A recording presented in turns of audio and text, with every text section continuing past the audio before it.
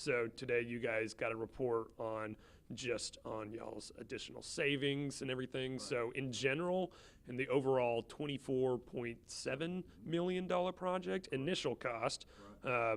What have you guys saved? What does that money look like now? Yeah, well, we started out with a project being 24.7, I think was the initial cost estimates.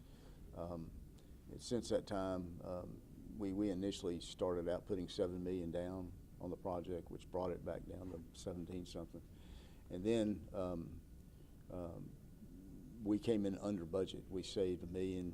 I think today they announced it was $1,413,000. So that came off as well. So we're down to around at 15 million. I think it's 15.5 now that we basically owe on the project.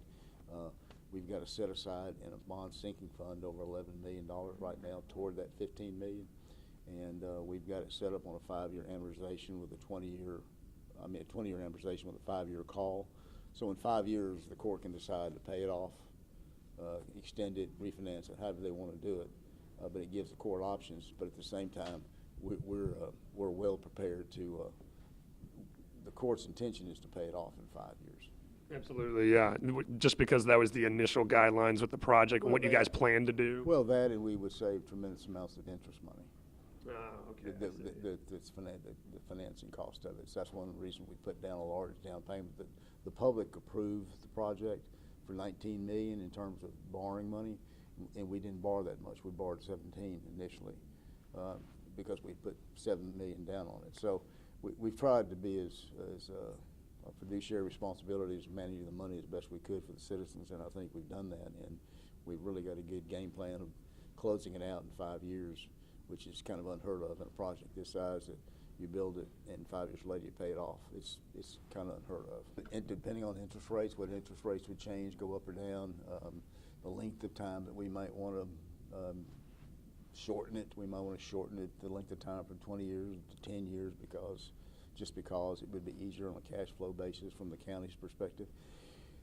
There's a lot of different advantages for doing both, paying it off and or extending it, and it gives the option to the court to make that decision at the time. So we'll see what they decide. Sure, yeah, and like you said, a project this size, and it moved fairly quickly and under the initial budget. We broke ground on May the 18th, and we had the opening August 20th, I think, of 25.